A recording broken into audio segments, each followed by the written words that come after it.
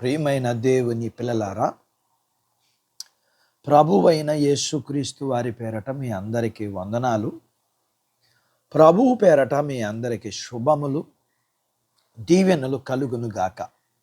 ఈ ఉదయకాలం పరిశుద్ధ గ్రంథము నుండి దేవుని వాక్యాన్ని చదువుకుందాం. మత్తయి సువార్త 6వ అధ్యాయము 5వ వచనం చదువుకుందాం.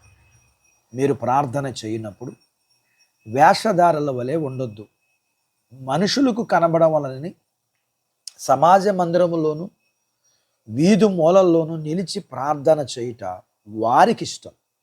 దేవుడు తన మాటలు మన కొరకు దీవించును గాక. ఆమేన్. ప్రియమైన దేవుని పిల్లలారా, ఈ లోకములో మనం జీవించేటప్పుడు చాలా సమస్యలు ఎదురవుతాయి.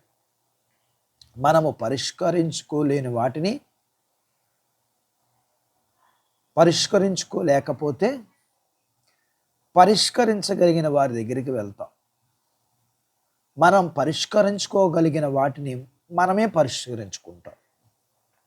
ప్రార్థన అంటే విన్నవించుకోవడం లేదా వేడుకోవడం. సహజంగానే మనకంటే ఉన్నతమైన స్థానంలో ఉన్న వారి దగ్గర మన సమస్యల గురించి విన్నవించుకుంటాం. వాళ్ళు మన సమస్యలు తీరుస్తారేమో అని ఆశపడతాం. ఎక్కడ మన సమస్య తీరకపోతే చివరి ప్రయత్నంగా దేవుణ్ణి వేడుకుంటాం. అయితే దేవుడికి మన అవసరాలన్నీ తెలుసు. మన సమస్యల గురించి దేవునికి ప్రార్థన చేస్తాం. నేను గదిలోకి వెళ్ళి తలుపు వేసిన ప్రార్థన చేయటం అంటే, మరి అందరికీ గదులు ఉంటాయా? ప్రయాణాలు చేసేటప్పుడు ఏ గదిలోకి వెళ్ళి ప్రార్థన చేయాలి? హృదయమే మన గది. ఇంకా వేరే విషయాల గురించి ఆలోచించకపోవటమే తలుపులు వేయడం. రహస్యాలు చెప్పేటప్పుడు చెవిలో చెప్తాం తప్ప మైకు పెట్టి అరిచి చెప్పం. అలాగే రహస్యమందు చూచు తండ్రికి మన హృదయములోనే మన విన్నపములు చెప్పడం. మనం ఎలా ప్రార్థన చేసినా అది మన హృదయపు లోతుల్లో నుండి రావాలి. మన హృదయ వేదన నుండి మనకు తెలియకుండానే వెళ్ళేదే ప్రార్థన. బట్టి చేయడం కాదు, మంచి పదాలతో చేయడం కాదు, పదే పదే చెప్పడం కాదు, ఎక్కువసేపు అరిచి చేయడం కాదు, మోకాల చెప్పులు అరిగిపోయేలాగా చేయడం కాదు.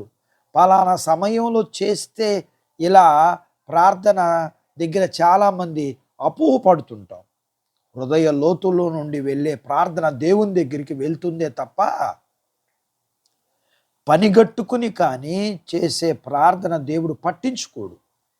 వేషధారుల ప్రార్థన దేవుడు అంగీకరించడు. మనం చేసే ప్రార్థన దంభముతో కూడిన పరిసయ్యనిలాగా విస్తారమైన మాటలతో కాక, తనను తగ్గించుకుని హృదయ వేదనతో కూడిన శుంకరి లాగా చిన్న ప్రార్థన చేసిన దేవుడు వింటాడు.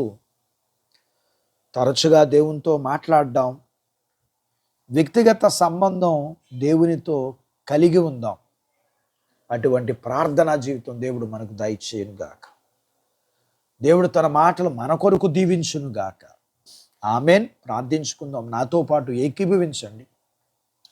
మమ్మల్ని మిక్కిలిగా ప్రేమించిన మా ప్రియ పరలోకపు తండ్రి, మీ పరిశుద్ధ నామమును బట్టి మీకు వందనాలు.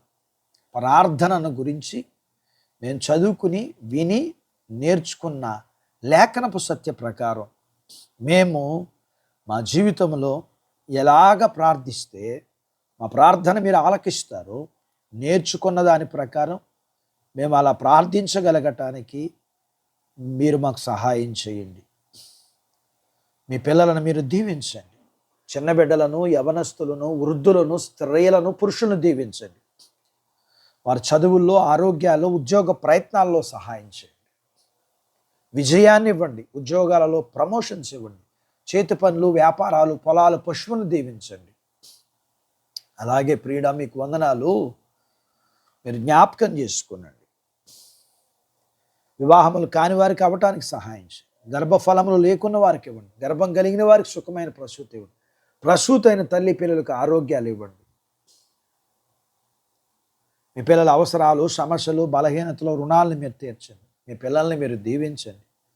మీరు సిద్ధపరిచిన ప్రతి పరలోక భూ సంబంధమైన దీవెనలకు పాత్రులుగా చేయమని యేసు ప్రభు వారి పేరట స్తుతించి ప్రార్థించి అడిగినవన్నీ పొందుకొని ఉన్నాము తండ్రి. ఆమెన్. దేవుడు మిమ్మల్ని దీవించునుగాక. ఆమెన్.